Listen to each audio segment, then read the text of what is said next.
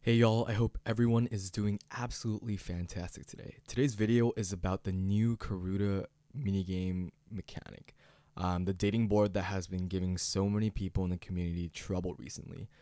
This video has been heavily, and I mean heavily, requested by members of different servers, so this video took me a while to release. Sorry about that. Now, before we dive in, remember to subscribe and like if you enjoy this type of content so I can continue making more videos. And here goes nothing for our drop of the video. And it's nothing again. I don't see, like, I don't even know, but I'll tag Sword Art Online because it's a fairly popular series here. Anyways, let's just jump straight into it, right? Now, I'm not saying that I am the best and have successfully gone through every date that I've been on, but I think I'm at the point right now in time where I am decently successful and have more of a solid understanding and grasp of the various mechanics and intricacies that goes into being successful for the dating board minigame itself. Now, this video isn't going to talk about the affection system or any of that. I'll focus on that later, but I just want to primarily zone in and zoom in on this minigame itself. So how do you access the minigame first? You can get to this board by asking your card out on a date, which is available to you after you have reached above 20 AR. The percentage chance that your card will say yes to the date begins at 25% at 20 AR affection rating, and it scales linearly in between and ending at 100% at 80 AR. So anything 80 and above, your date will always, or your character will always accept the invitation to go on a date. If you get rejected, let's say you're like at a 50 AR and your percentage chance to get the date is like 60% and you get rejected, then you can't interact with your character for the next 24 hours. So I wouldn't really recommend just asking them on a date with anything below at least like 65 AR. So you have a higher chance at them saying yes. I just don't think it's worth it to get that 24-hour penalty. I'm just going to ask out really quick, 100% chance because I'm above 80. And you're faced with this dating board, right?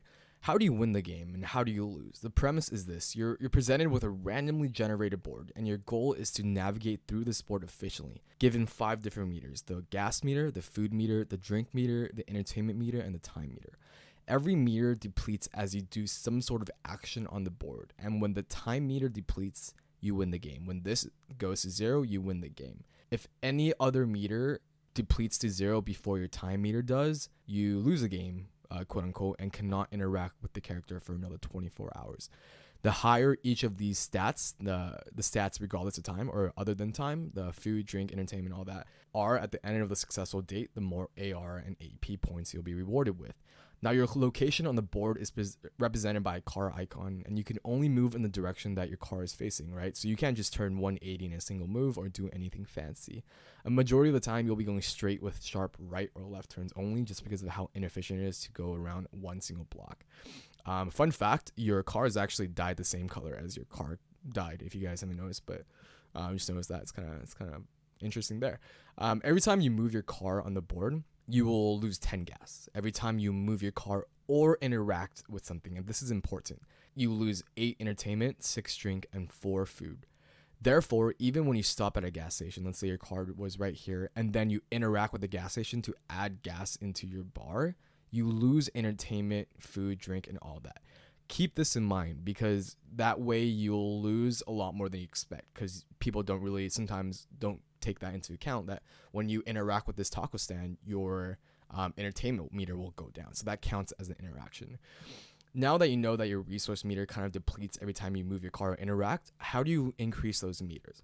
Well, throughout this board, there are different spaces that does something different.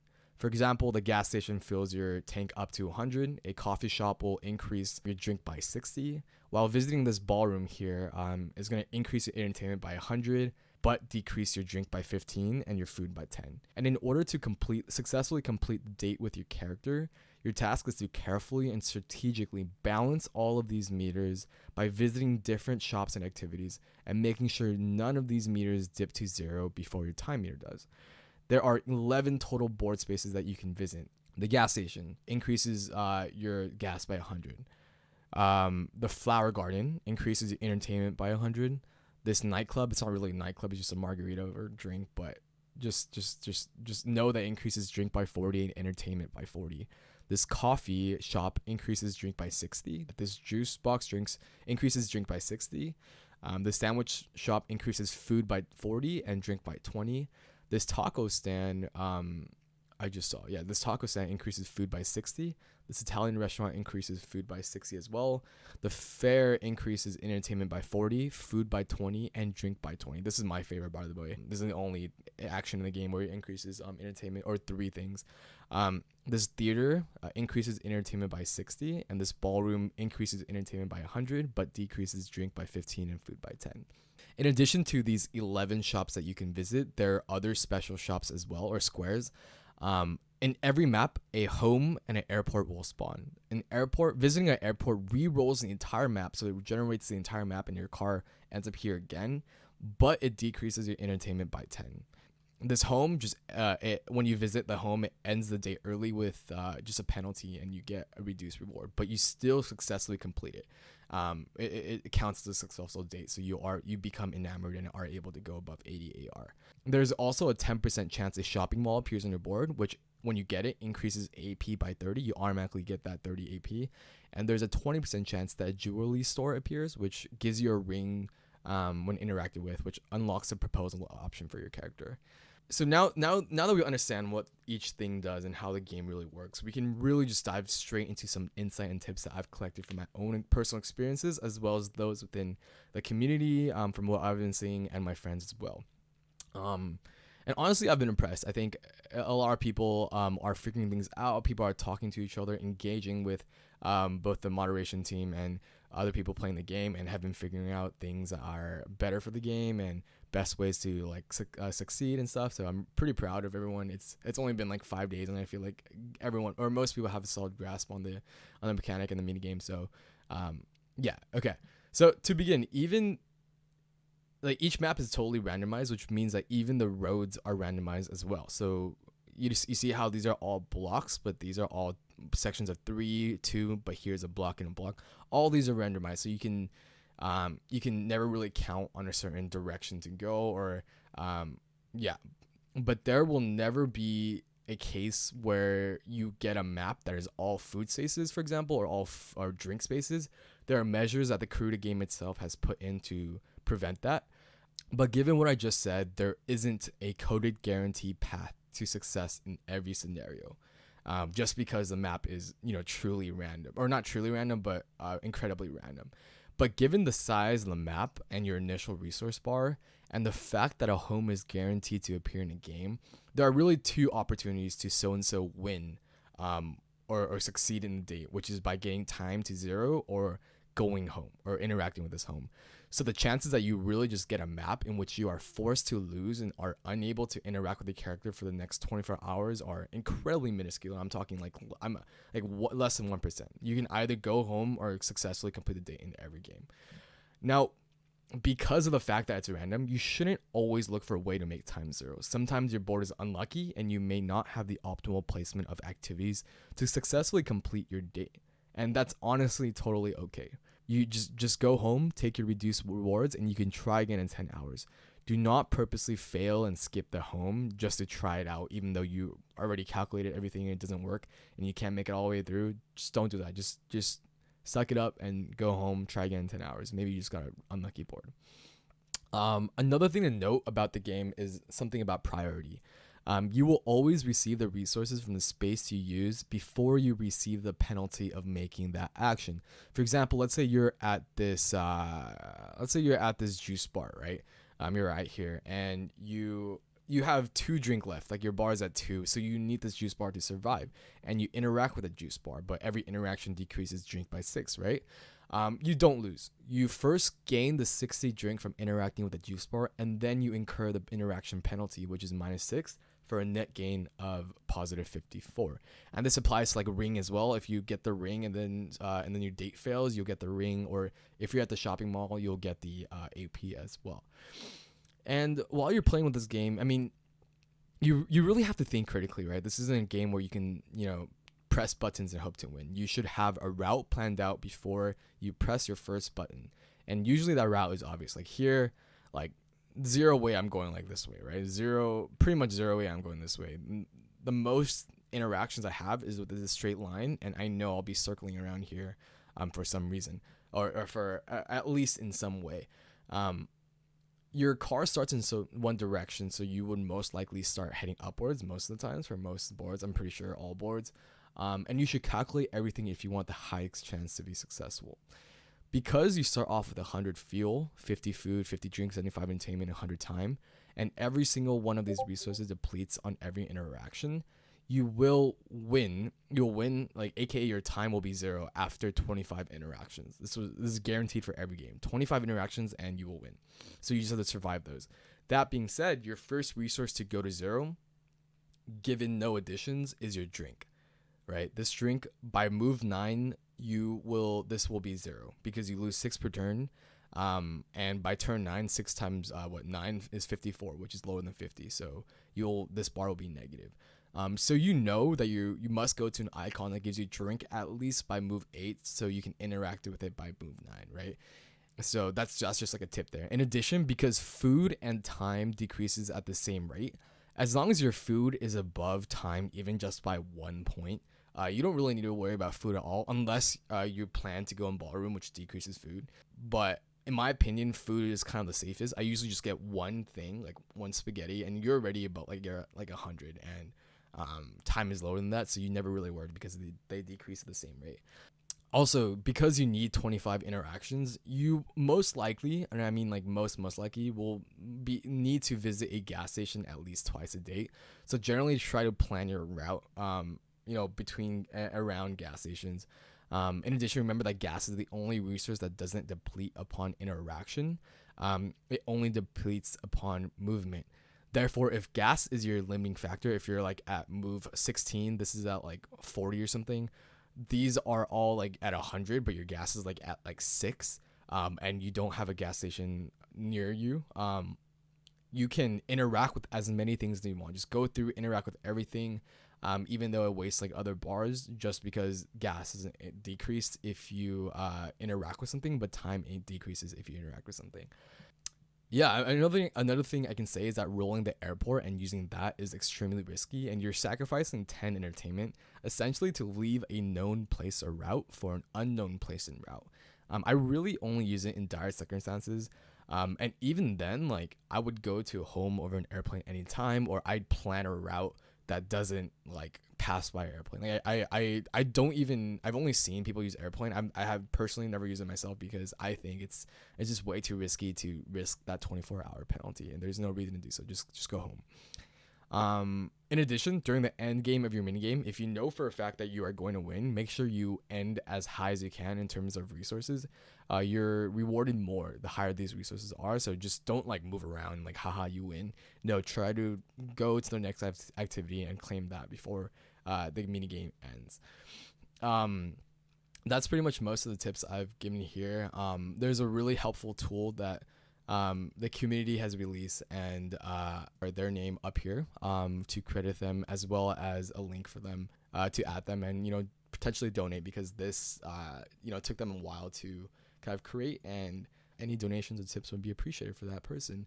But it's really helpful. It really just maps out everything that you can do in the map. For example, all these gas stations, Italian restaurants or whatever, has a code, a letter for each one, and then you can start your actions, right? So for example, if I'm moving right now, my first move would be a move up, and then I would get the taco, and then I move up and then get the gas and all that. And your stats for each turn is shown right below, so you can kind of play but not really play out the scenario. So this is really helpful in practicing and getting the route down. I know it kind of seems sweaty, but this is kind of what you have to do if you want to guarantee a successful date pretty much in every board. So this is really helpful. I'll link this sheet down in the description, and feel free to use it to help map out your route for the date. Now, another incredibly important tip that I see a lot of people not knowing and utilizing is that activities actually respawn. These things, they respawn. Yes, your gas station, your coffee shop, once used, it's available for use again in 10 turns. The only thing that excludes is this flower garden. This flower garden will not respawn. So here I'm going to play you guys an example of a map that is pretty much only possible knowing this fact. And I'm going to be playing that footage right now. This board right here. If you look at its optimal path. You're just looking at it. I started right here. I already moved once and drank the nightclub.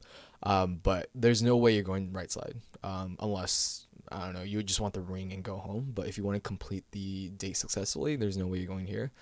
So the only options are going left at first, but you realize after drinking the sandwich, or eating the sandwich, there's nothing that gives you any more drink, and so eventually you're gonna run out of drink even after you reach the fair. There's nowhere else besides these two, so that isn't gonna work. So yeah, just trying to go up this route here, up. That's the next route here. I'm going to start again. Move up nightclub. That's already given. I'm already here. You're gonna move up once, and then you're gonna take the gas station on the left first, because you don't want to take the coffee station first because it heals you to 100 drink. And gas doesn't deplete with every interaction. So you want to take the gas first and then the coffee, so you save that one interaction of drink. And then you're gonna move up, take the flower garden, and then you're gonna move up between the trees.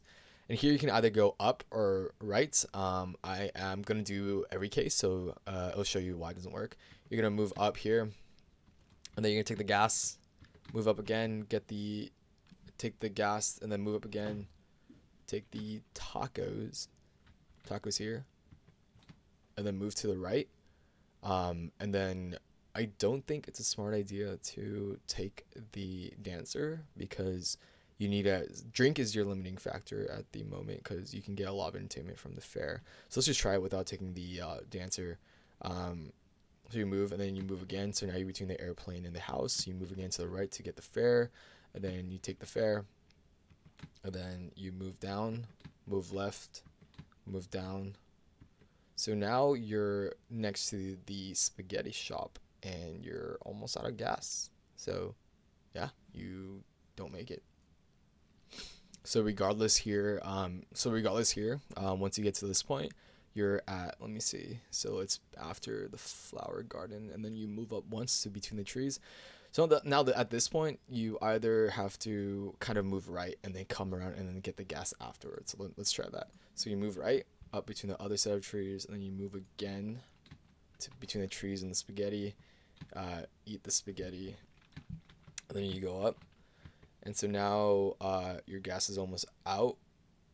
I think you barely make it. Let me see. You move up and then take the dance room, and then move again, eat the tacos. Yes. So now at this point, I'm not even worried about food. There's enough food.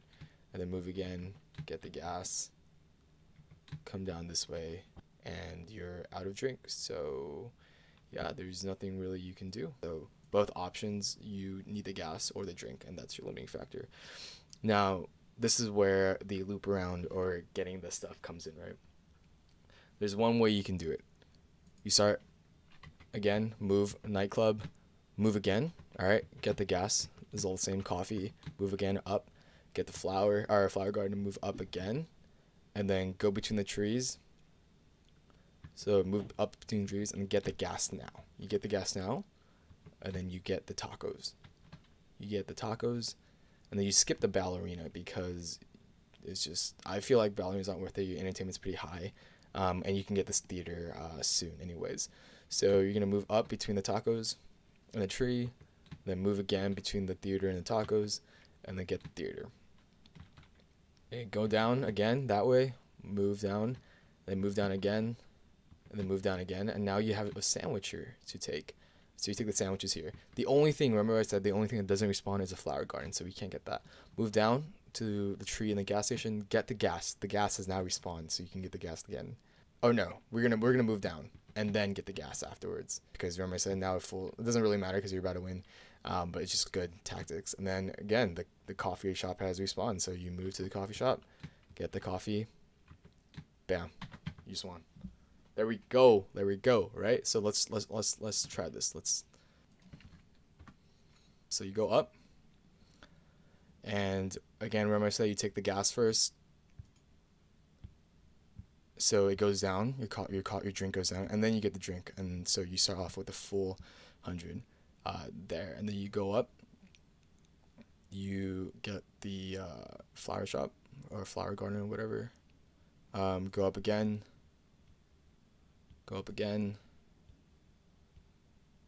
get the gas, go up again, get the food, go left, go down,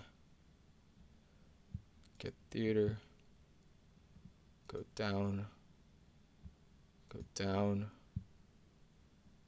go down, sandwich shop, go down, go right, gas up, go right, the coffee shop respawn. Remember I said coffee, bada bing, bada boom.